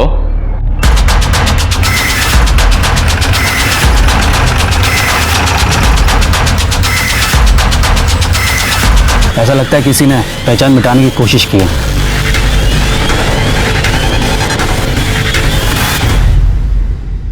sir ये सैंडल मिला है। कुछ मिला? सर अभी तक कुछ ऐसा नहीं मिला जिससे बॉडी की शिनाख्त हो सके। कितनी मिसिंग कंप्लेन है? सर तकरीबन 20 से 22 होंगे। बॉडी को पोस्टमार्टम के लिए भेजो और जितनी भी मिसिंग कंप्लेन है सबको शिनाख्त के लिए बुलाओ। Okay sir. मनीषा अपना खोया हुआ प्यार हर हालत में पाना चाहती थी, इसलिए उसने एक हत्या की साजिश रची। वहीं दीपक जब उसे अपनी पत्नी की हत्या के बारे में पता लगा तो पुलिस के पास जाने के बजाय उसने मनीषा का साथ दिया। दीपक और मनीषा ने स्वार्थ में सारी हदें पार कर दी थी, लेकिन इसमें राधा का क्या दोष था? और पिंकी, वो छोटी सी बच्ची, इतनी छोटी सी उम्र में उसके सर से उसकी माँ का साया छिन गया। लेकिन ये कहानी यहीं खत्म नहीं होती। इस कहानी में एक नया मोड़ आना अभी बाकी था।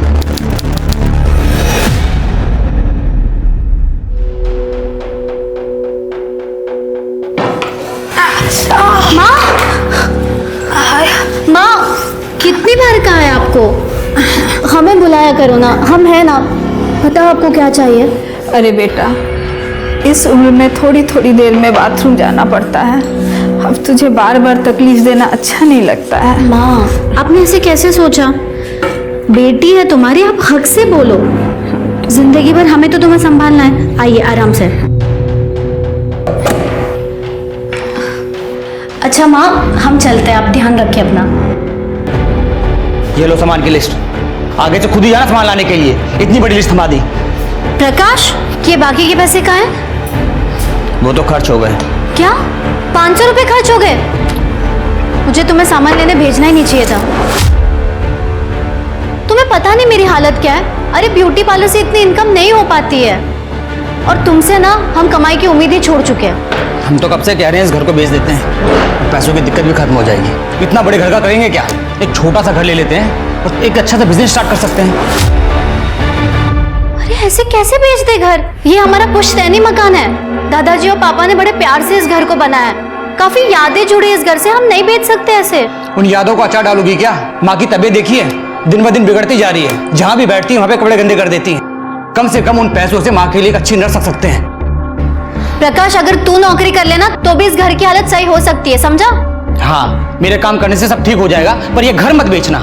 तो फिर से शुरू हो गया, और मेरे जीते जी ये घर नहीं बिकेगा, समझे?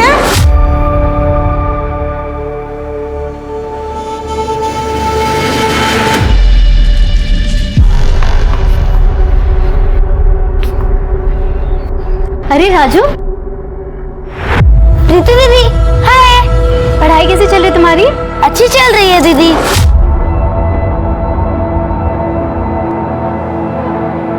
ये लो तुम्हारी चॉकलेट। थैंक यू दीदी। ए, क्या कर रहा है उधर?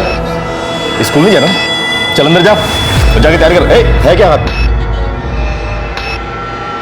क्या ये? चॉकलेट। कितनी बार कहा है अजनबी लोगों से कुछ मत लिया कर। समझ में नहीं आती बात एक बार में। चल अंदर।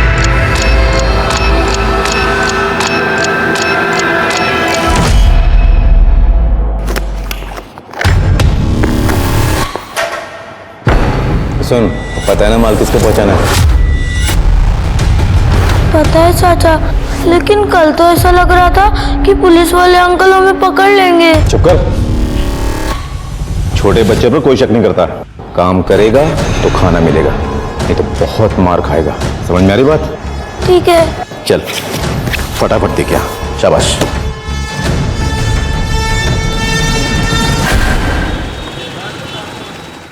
खाओ बेटा। अरे प्रीति, आओ बेटा आओ, तुम्हारी राह देख रहे थे। नमस्ते बुआ जी। नमस्ते बेटा। नमस्ते फूफा जी। खुश रहो बेटा। हाय विनोद भैया।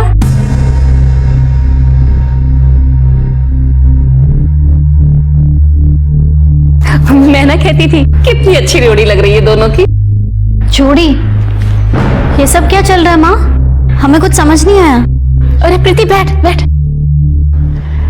वो क्या है ना प्रीति, विनोद हमें बहुत पहले से कह रहा है कि हमको प्रीति से ही शादी करनी है। हमें तो कोई ऐतराज नहीं, लेकिन माँ हमें ऐतराज है। विनोद हमारा कजिन भाई है, बचपन से उसे भैया कहते आ रहे। अब ये अचानक से पति कैसे मान लूं मैं? सब जानते हैं कि विनोद हमारे जेठ का लड़का है। उनके स्वर्गवास होने के बाद हमने विनोद को गोद ले लिया था।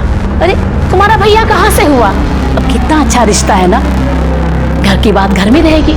ये सब हमसे नहीं हो पाएगा। प्रीति प्रीति बेटा, अचानक ये सब बात सुन के परेशान हो गई होगी। थोड़ा वक्त दो उसको सोचने के लिए। तू बैठ बेटा। एक प्रकाश उठ, ले समोसा खा। बैठ बैठ बैठ। घनश्याम क्या से लाया हूँ, बहुत पसंद है ना तुझे, खा। प्रीति, तुम शादी के लिए इनकार क्यों कर रही हो? तुमको पता है ना, हम तुमको बचपन से पसंद करते हैं। बचपन में खेल में हर बार तुम हमारी पत्नी बनती थी। तब की बात और थी, खेल था वो। हमने तुम्हें कभी उस नजर से देखा ही नहीं है। देखो प्रीति, मेरा दिल मत तोड़। तुम्हें चाहिए तो और समझ ले लो। हम सब सोच समझ कर कह रहे। बहुत हो गया तुम्हारा नौटंकी। अगर तुमको शादी नहीं करनी है ना तो ये घर बेच दो। ये घर हमारे भैया और पापा का है, इसमें हमारा भी हिस्सा निकलता है। सुन रही है ना आप? हमको हमारा हिस्सा चाहिए। ये सब कह के काहे को बात बढ़ा रही हो? देखो कितने परेशान हो गए तुम। दिमाग थोड़ा शांत रखा करो, सब ठीक हो जाएगा। अब प्रीति को भी थोड़ा वक्त दो सोचने के लिए। जल्दी क्या है? अब खाओ बेटा, तुम समोसा खाओ। लो लो, अरे खाओ बेटा।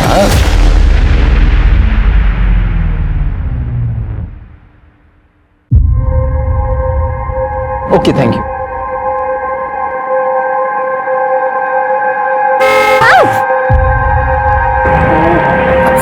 Sorry I am sorry. आपको चोट तो नहीं लगी ना? नहीं नहीं, मैं ठीक हूँ, कोई बात ये नहीं। श्योर ना? हाँ मैं ठीक हूँ।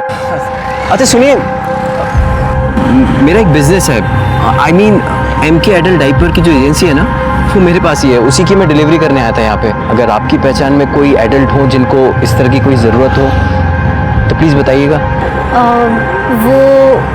वो हमारी माँ बीमार रहती है, तो क्या आपका प्रोडक्ट उनको काम आएगा? बिल्कुल आएगा, और सबसे अच्छी बात तो ये बहुत ही रीजनेबल है और कंफर्टेबल भी। ये बुजुर्गों को ध्यान में रखकर ही इसे बनाया गया है।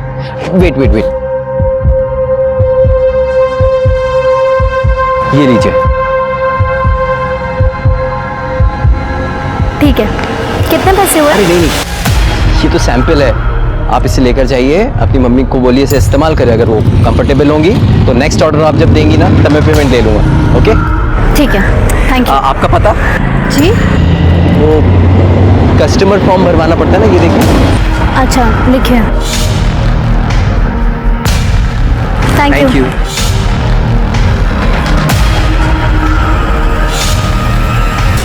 ये हमारा मामला आ जाता है। छोड़ इसे, इस पे ना दोबारा हाथ मत उठाना, वरना ना पुलिस को बुलाऊंगी। पता है ना, बच्चों के साथ मारपीट करना गैर कानूनी है।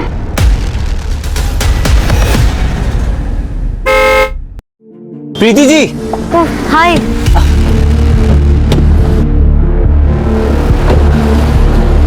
कैसी हैं आप? मैं बिल्कुल ठीक हूँ। और आंटी जी की तबीयत? माँ भी ठीक है। और हाँ, वो डाइपर्स की वजह से काफी सुकून है उनको। Thank God. वो मैं यहाँ पे खाने के लिए आया था। यहाँ बहुत अच्छा पूरी भाजी का स्टॉल है, बहुत फेमस है। आप खाएंगी मेरे साथ? नहीं थैंक यू। क्या नहीं, आइए ना प्लीज, बैठिए। चलते, अरे प्लीज चलिए ना, वैसे भी अकेले खाने का मन नहीं होता है। प्लीज। खाने तुमको अच्छा नहीं लग रहा है क्या? नहीं, काफी अच्छा है। और तुम्हारी फैमिली में कौन कौन है? माँ है और भाई है बस। पापा कुछ साल पहले गुजर गए थे। और आपकी फैमिली में कौन कौन है? मेरी जिंदगी में बताने लायक ऐसा कुछ है नहीं। माँ बाप बचपन में ही गुजर गए थे। और बीवी बच्चे? मैं तो खुद अभी बच्चा हूँ। वैसे कोई लड़की मिली ही नहीं आज तक, लेकिन हाँ, जिस दिन मिलेगी ना उस दिन डायरेक्ट शादी ही करूँगा। प्रीति? विनोद? कौन? विनोद? विनोद? अरे निकल रहा हूँ ना, एक मिनट। विनोद? क्या हुआ? क्या तूने तू क्या करता है सीधा? हमारी होने वाली बीवी है, समझ गए? विनोद जी, क्या बदतमीजी है। ये सेल्समैन है। हमने माँ के लिए डायपर भी इनसे लिए थे। हम जानते हैं इन्हें, मिल गए थे तो पूरी भाजी खाने आए थे बस। पूरी भाजी? प्रकाश लेके जा इसको। चल हम करवाते हैं तेरी आज की। चल बैठ। क्या देख रहे हो? प्रीति के आसपास भी नजर आए ना, जिंदा गाड़ देंगे तुमको। ये जो डायपर लेके घूमते रहते हो ना, वो तुम्ही को पहनना पड़ेगा, समझ गए? चल निकल।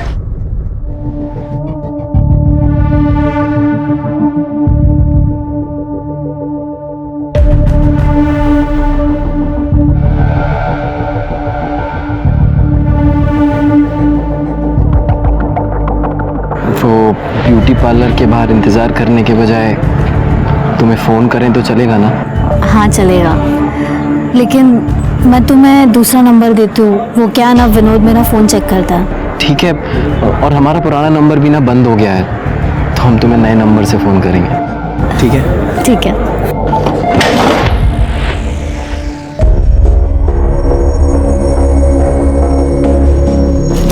भैया दिन में ये सप्लाई का काम और रात को चौकीदारी, दो काम करके दिमाग भर आ गया है। और क्या करें, परिवार के लिए सब करना पड़ता। चंदन फोन दे जरा अपना। क्या बात, नई लौड़िया पटाई होगा? भैया मौज तो आप ही ले रहे हैं, आज ये कल वो परसों कोई और हैं? हाँ, वो हम मनोहर लॉज जा रहे थे क्लाइंट से मिलने के लिए। अगर तुम फ्री हो तो वहीं आ जाओ, वहीं से फिर घूमने चलेंगे।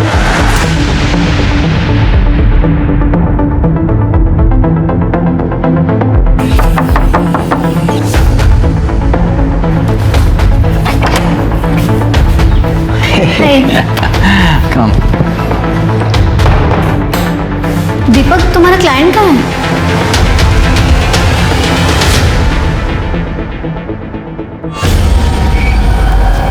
शरबत बोला था, पानी नहीं। एक काम तुझसे ठीक से नहीं होता है। आंटी, वो शरबत खत्म हो गया था। चलो पैर दबाओ अब। आंटी, मैं बहुत थक गई हूँ, अब मुझे भी स्कूल का होमवर्क भी करना है। कामचोर कहीं की। स्कूल का होमवर्क भी करना है। पढ़ लिख कर लाट साहब बनेगी क्या? चुपचाप पैर दबा, वरना तेरा ना स्कूल जाना बंद कर दूंगी। दबा। क्या हुआ? पापा, आंटी मुझसे बहुत काम करवाती है, मुझे होमवर्क भी नहीं करने देती। बेटा वो तुम्हारी माँ है, माँ की तो सेवा करनी चाहिए ना। चलो जाओ अभी अंदर जाओ, और आगे से ना इन सब बातों के लिए मुझे परेशान मत करना, ठीक है? चलो जाओ।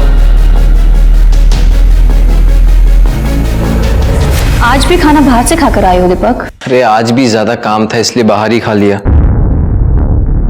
दीपक, जब से मैं प्रेग्नेंट हुई हूँ तुम मुझे अच्छी तरह देखते भी नहीं हो। तुम्हारा कहीं बाहर चक्कर तो नहीं चल रहा है ना? कितना शक करती हो तुम? हम अभी भी सिर्फ तुमसे प्यार करते हैं, और अगर सबूत चाहिए तो चलो अंदर। अरे इस हालत में नहीं दीपक, डॉक्टर ने मना किया है। तुम्हारे ना यही नखरे पसंद नहीं है मुझे। दीपक!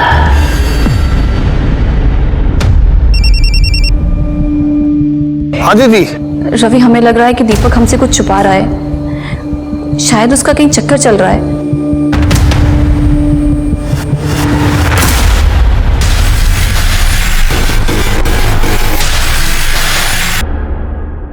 सर हमारी बहन प्रीति कल शाम से घर नहीं आई है। उसके ब्यूटी पार्लर से पता चला है कि वो कल 6 बजे वहाँ से निकल चुकी थी। तो तुमने उसकी मिसिंग कंप्लेंट कल शाम को क्यों नहीं लिखाई? पुलिस 24 घंटे से पहले मिसिंग कंप्लेंट लिखती कहाँ है? प्रीति रोज कितने बजे घर आती है? वैसे तो सर वो 8 बजे तक आ जाती थी, लेकिन अभी कुछ दिनों से थोड़ा सा लेट आ रही थी। क्यों? शायद उसका किसी के साथ अफेयर चल रहा था। किसके साथ? पता नहीं सर, मैंने कभी पूछा नहीं। शर्मा, प्रीति की डिटेल्स इनसे ले लो। सर, तुम्हें किसी पे शक है? प्रीति का किसी से कोई झगड़ा या अनबन थी? विनोद कहने के लिए हमारा कजन है, वो प्रीति से शादी करना चाहता है, पर प्रीति उसे शादी नहीं करना चाहती है। विनोद, हम तो प्रीति से 2 दिन पहले मिले थे, हमको क्या पता वो कहाँ है? हमने सुना है तो प्रीति को बहुत परेशान करता है, बहुत चिल्लाता है उस पर। सर, प्रीति को तो हम अपने घर की बहू बनाना चाहते हैं, हमें भी उसकी फिक्र है, और आप हम ही से सवाल पूछ रहे हैं। अब प्रीति की माँ अनुराधा का फोन भी आया था, वो बहुत परेशान है। आप प्रीति को ढूंढिए, बड़ी मेहरबानी होगी आपकी। सर प्रीति की मोबाइल रिकॉर्ड्स, उसके मोबाइल की लास्ट लोकेशन संगटा जंगल के आसपास की है, जिसके बाद उसका फोन स्विच ऑफ हो गया। सर कॉल रिकॉर्ड्स में भी कुछ सस्पिशियस नहीं मिला है, ना कोई लेट नाइट कॉल्स, ना कोई ऐसे कॉल जिस पे बहुत देर तक बातें हुई। सभी कॉल्स या तो काम से रिलेटेड थी या तो फैमिली के साथ। सर संगठा जंगल में एक लाश मिली है।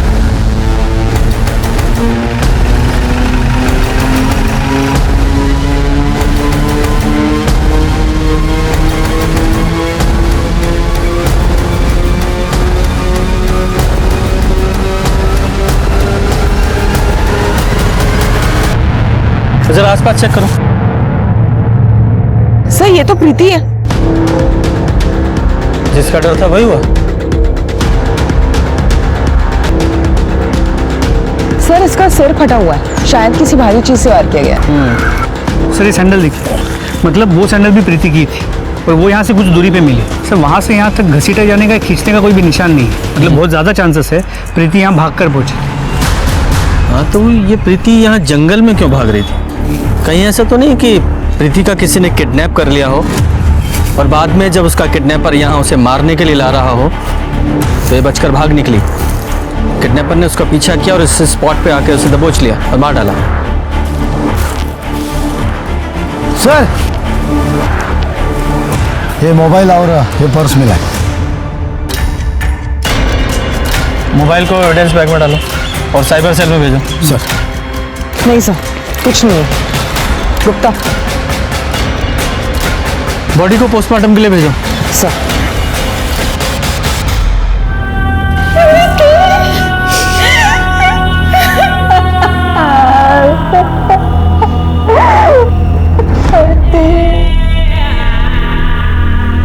प्रीति की पोस्टमार्टम रिपोर्ट के मुताबिक उसकी मौत 22 फरवरी की रात 6 से 9 बजे के बीच हुई है।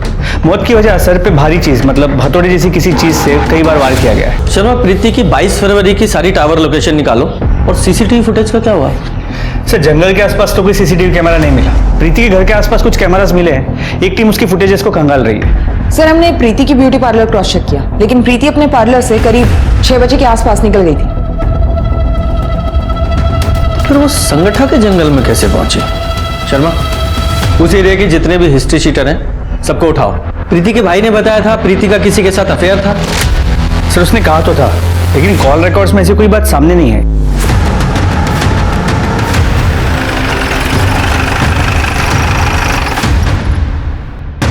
सर माँ, घर की तलाशी लो। सर क्या ढूंढ रहे हैं साहब? किस चीज की तलाशी? सर क्या ढूंढ रहे हैं आप? तलाशी के बाद बताते हैं।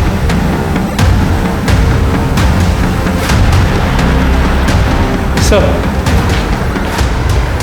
ये फोन में। ये फोन किसका है? ये तो प्रीति का ही फोन है, पर सर वो इसे इस्तेमाल नहीं करती थी।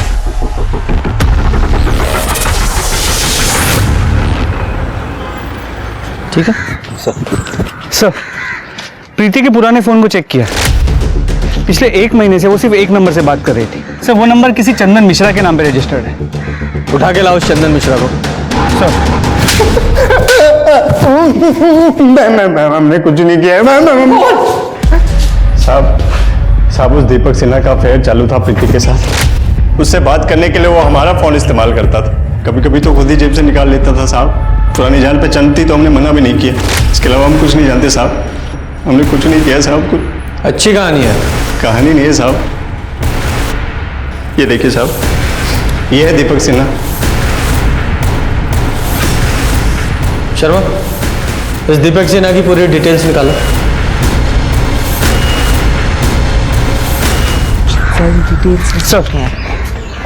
सर दीपक सिन्हा के बारे में कुछ इंपॉर्टेंट बातें पता चली।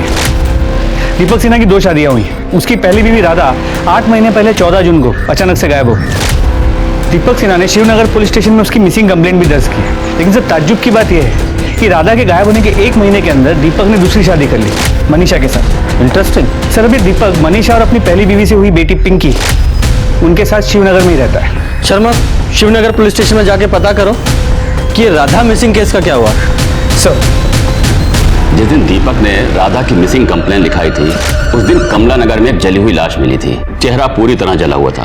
पोस्टमार्टम रिपोर्ट से पता चला 25 से 30 साल की औरत थी। गला घोंट कर उसको मारा गया। मैंने कुछ लोगों को बुलाया था बॉडी की शिनाख्त के लिए। हमें बॉडी के पास चप्पल मिली है, आप देखिए। क्या आप जानते हैं इसे? बॉडी के पास हमें चप्पल मिली है, क्या आप लोग इसे पहचानते हैं? ये तो शुभांगी की चप्पल है। शुभांगी! हमारी बेटी की नहीं सर ये हमारी बीवी नहीं है सर ये इन्हीं की बेटी होगी सर। पता नहीं हमारी राधा के साल में होगी। राधा मिसिंग केस तो अभी भी ओपन है, लेकिन राधा का अभी तक कुछ पता नहीं चला। आपने बॉडी की डीएनए टेस्ट करवाई थी? नहीं, हमने डीएनए सैंपल लिया था, लेकिन चौबे फैमिली ने जब बॉडी की शिनाख्त कर ली तो हम लोगों ने बॉडी उनको सौंप दी। वेरी गुड शर्मा, ये डीएनए प्रिजर्व है, ये तो हमारे लिए बहुत अच्छी खबर है। इस चौबे दंपति को ढूंढो, उनकी जरूरत पड़ेगी। तब तक मैं इस दीपक की खबर लेता हूँ। Okay sir. प्रीति? कौन प्रीति सर? मैं किसी प्रीति को नहीं जानता सर। नाटक बंद कर। वो चंदन है ना तेरा सिक्योरिटी वाला, सब उगल दिया उसने। तेरा अफेयर था ना प्रीति के साथ। दीपक ये सब क्या है? इंस्पेक्टर सर क्या बोल रहे हैं? 22 फरवरी की शाम को 6 से 8 बजे के बीच कहाँ था तू? मैं तो ऑफिस में ही था सर। अच्छा, क्या सबूत है? सर सबूत तो हम खुद है सर। हमारा प्रीति के खून से कुछ लेना देना नहीं है सर। मैंने खून कब कहा? मैंने तो ऐसा कोई आरोप नहीं लगाया।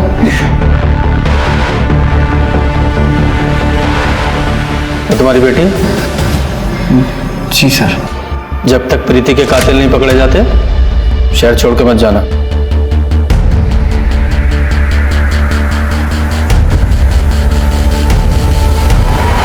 आपकी बेटी शुभांगी के केस के बारे में आपसे बात करनी थी। उसका कोई फोटो है आपके पास? जी सर, हम बहुत परेशान थे। हमने उस चप्पल को देखकर उस जली हुई लाश को अपनी बेटी मान लिया था। लेकिन सर, हमें लगता है कि हमारी बेटी आज भी जिंदा है। ऐसा क्यों लगता है आपको? पिछली दिवाली को एक फोन आया था और इस फोन पे एक लड़की के रोने की आवाज आ रही थी।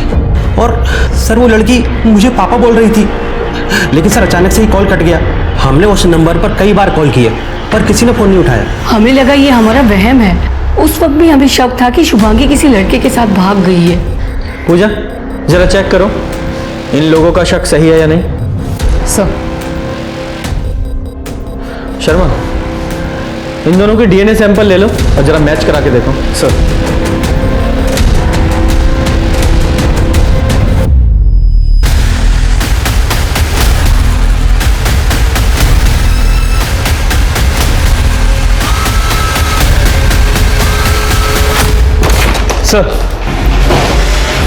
सर मेडिकल रिपोर्ट जली हुई बॉडी शुभांगी चौबे की नहीं है। तो वो डीएनए दीपक सिन्हा की बेटी पिंकी से मैच करा के देखो। सर दिवाली के दिन चौबे फैमिली को जो कॉल आया था वो नागपुर के रमेश नगर के पीसीओ से किया गया था। ये नागपुर पुलिस को कांटेक्ट करो और देखो ये शुभांगी जिंदा है या नहीं। सर। लीजिए भाभी खाना खा लीजिए। ऐसे कब तक चलेगा भाभी? ऐसे में आपकी तबीयत और खराब हो जाएगी। खा लीजिए। अब भगवान की इच्छा के आगे किसका जोर चला है भाभी जी। हम भी तो प्रीति को अपने घर की बहू बनाने का सपना देख रहे थे, सब मिट्टी में मिल गया। जिसने भी ये किया है भगवान माफ नहीं करेगा उसको।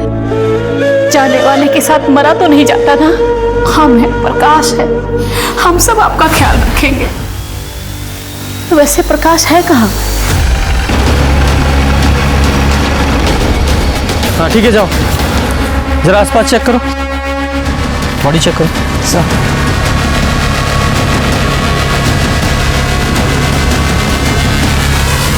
सर ये तो प्रकाश है, प्रीति का भाई। एक ही परिवार के दो लोगों का खून होना ये कोई इत्तेफाक नहीं हो सकता। जरूर इसके पीछे कोई गहरी साजिश है। इसके सिर पे भी वार किया गया है, घाव गहरा नहीं है। ये देखकर लग नहीं रहा है ये क्राइम सीन है, लगता बॉडी को यहाँ लाकर डंप किया गया है। सर ये चद्दर पे से बाल मिला है। इसे लैब में भेजो सर। और चादर को भी लैब में भेजो और बॉडी को पोस्टमार्टम के लिए भेजो।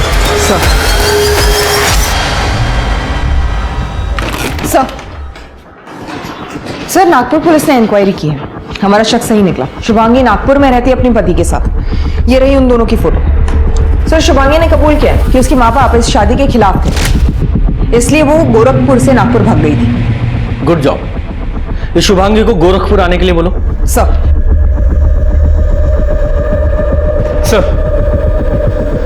कुछ जली हुई बॉडी का डीएनए दीपक की बेटी पिंकी के डीएनए से 50% मैच करता है। वो बॉडी राधा की ही थी। सर एक और सस्पिशियस बात पता चली, दीपक और उसकी दूसरी बीवी मनीषा बहुत पुराने आशिक हैं और मनीषा का भाई रवि हिस्ट्री शीटर है, मारपीट के केस में अंदर जा चुका है। ये दीपक सिन्हा ने अपनी पत्नी राधा की मिसिंग कंप्लेंट 14 जून 2019 को दर्ज की थी ना? जी सर। ये मनीषा और उसके भाई रवि की 14 जून 2019 की डिटेल्स निकालो। चल बैठिए। मैम आपको कोई गलतफहमी हुई है। मैं प्रेग्नेंट हूँ और इस हालत में मैं किसी का खून कैसे कर सकती हूँ? और वैसे भी उस दिन तो मैं डॉक्टर के पास गई थी। चुप, एकदम चुप रहे। 8 महीने पहले शिवनगर पुलिस को जिस औरत की जली हुई लाश मिली थी वो तेरी बीवी राधा की थी और ये बात साबित हो चुकी है। तू बताएगा या तेरे हलक से निकलवाऊं? साहब हमने नहीं मारा उसको। साहब इसने मारा है उसको। साहब झूठ बोल रही है। साहब मैंने किसी को नहीं मारा। साहब 14 जून जिस दिन राधा का मर्डर हुआ, तेरे मोबाइल के टॉवर की लोकेशन उसी एरिया की थी जहां हमें उस औरत की जली हुई बॉडी मिली थी। पूरी इंफॉर्मेशन है हमारे पास। साहब हमने कहा था ना साहब यही खूनी है। साहब साले कमीने तेरे लिए किया मैंने सब कुछ। ये हमारे लिए किया, अपनी बहन के लिए किया। हमने कहा था राधा को मारने के लिए। मेरी बहन के नाम लगा तू।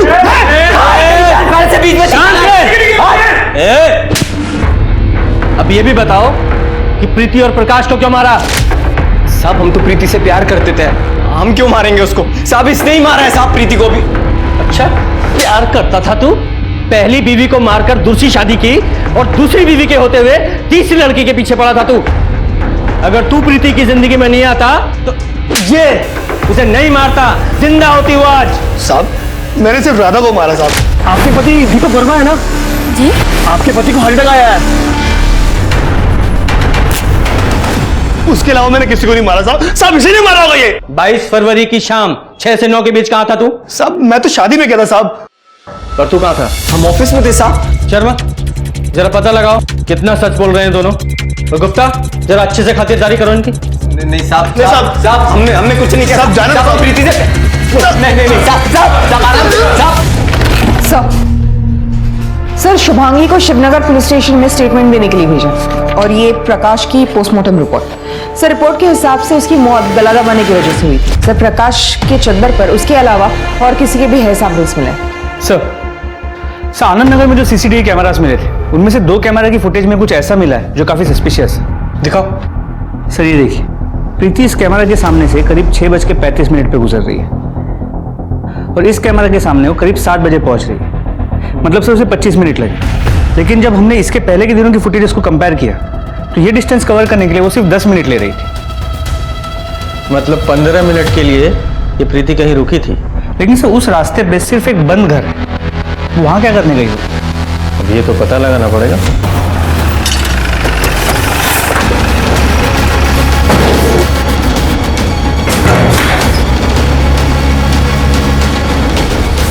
जरा चेक करो वो दरवाजा देखो।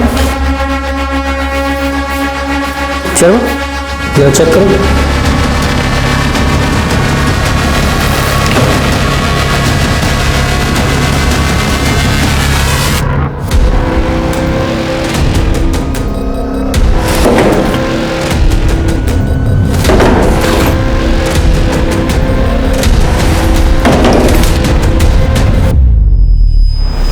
Raju Singh 6th division room number 105 Shankar road Anand नगर।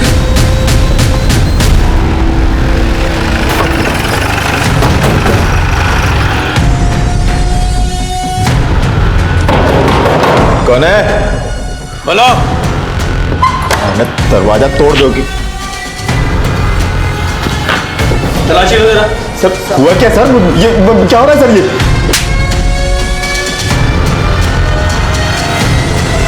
सर मैं इज्जतदार आदमी हूं, आप ऐसा कर नहीं सकते। इज्जतदार आदमी है तू?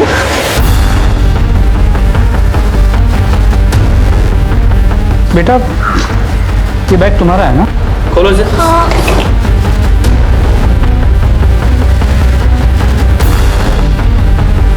तुम्हारे बैग में ये कट्टा कहां से आया? बताना कहां से आया? कट्टे स्मगल करने के लिए बच्चे का इस्तेमाल करता है तू? बोल बोल। सर ये क्या मिला? इज्जतदार आदमी है तू? ये है तेरी इज्जत? बेटा जरा 22 तारीख को प्रीति दीदी से मिले थे। अरे राजू, इस समय स्कूल के कपड़े में और ये स्कूल बैग लेकर कहाँ जा रहा है? अरे भाग क्यों रहा है? तेरा बैग क्यों इतना भारी है?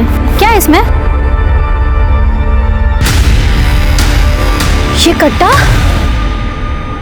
ये तेरे पास कैसे आया? तेरे चाचू ने दिया ना तुझे ये?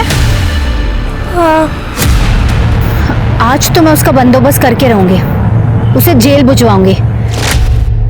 चाचा प्रीति दीदी को पसंद नहीं करते थे और प्रीति दीदी को गालियां देते थे। प्रीति के पुलिस में कंप्लेंट करने से पहले मार दिया उसको तूने? अरे साहब मैं उस दिन उससे मिला ही नहीं, मैं पूरा दिन अपने घर में था। पता ना तेरा चाचा कहाँ था? वो क्या बताएगा? तू कितना सच बोल रहा है सब पता चल जाएगा। थाने चल के तेरे हलक में से उगलवाएंगे। लेके चलो इसे। हेलो ठीक है हम देखते हैं। सर मुन्ना खबरी का फोन था। आनंद नगर के मनोहर लॉज में हर कमरे में कैमरा लगे हुए हैं, वहाँ कपल साथ है तो उनकी रिकॉर्डिंग की जाए।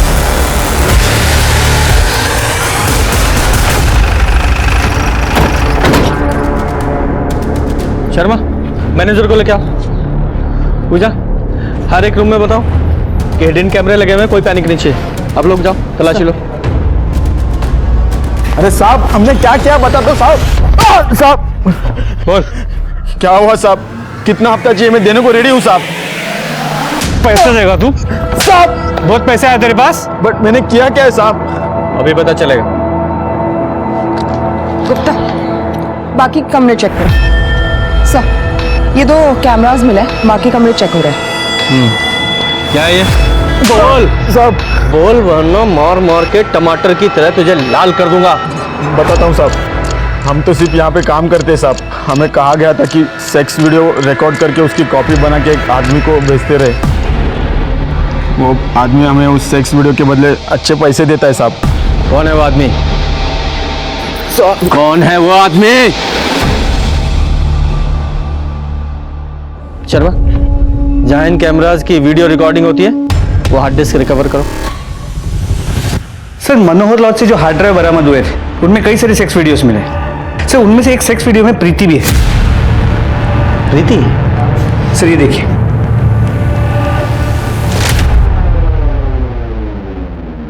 कोई नहीं है, सिर्फ मैं हूं तुम्हारा आशिक। प्लीज दीपक, ये सब मत करो। अरे प्रीति, प्यार करते हैं हम तुमसे, और कुछ नहीं होगा। दीपक प्लीज दूर जाओ। कुछ नहीं होगा प्रीति, मैं बोल रहा हूँ। दीपक मुझे छोड़ो। देखो, शादी के बाद ये सब ठीक है, लेकिन उसके पहले कुछ भी नहीं। मुझे घर जाना है। प्रीति हमारी बात सुनो। सॉरी, अब वो गलती हो गई हमसे। प्यार करते हैं तुमसे इसलिए थोड़ा सा बहक गए थे, पर तुम्हारी मर्जी के बिना हम तुम्हें कभी हाथ भी नहीं लगाएंगे। सच कह रहे हैं। और जल्दी हम तुम्हारे घर आएंगे शादी की बात करने। सच? हाँ, प्रॉमिस। उठा के लाओ इन मर्डर्स के मास्टरमाइंड को। सर,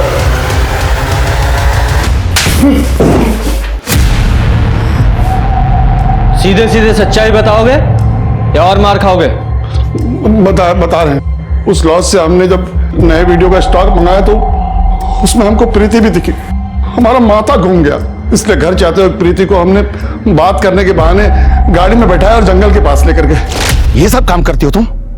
होटल में जाके रंगरलियां मनाती हो, कल को रास्ते में खड़े होकर धंधा करोगे? ये घटिया काम तुम्हें पसंद है, पर मेरा बेटा नहीं। देखिए फूफा जी, हमसे ना तमीज से बात कीजिए, और ये हमारा पर्सनल मामला है, आप बीच में मत पड़िए। तो जिसके साथ मुंह काला कर रही है ना होटल में, वो दीपक वर्मा शादीशुदा है। वो 2 शादी की है उसने। उल्लू बना रहा है तुझे। झूठ बोल रहे हैं आप। और ये वीडियो दिखा के आप क्या बताना चाहते हैं? लॉज में कैमरा लगा हुआ था ना, ये सब आपको कैसे पता चला? आप पहले खुद के कैरेक्टर को देखो कि आप कैसे हो। फूफा जी, आपकी जो ये असलियत है ना, मैं सबको बताऊंगी। देखना, मैं सबको बताऊंगी।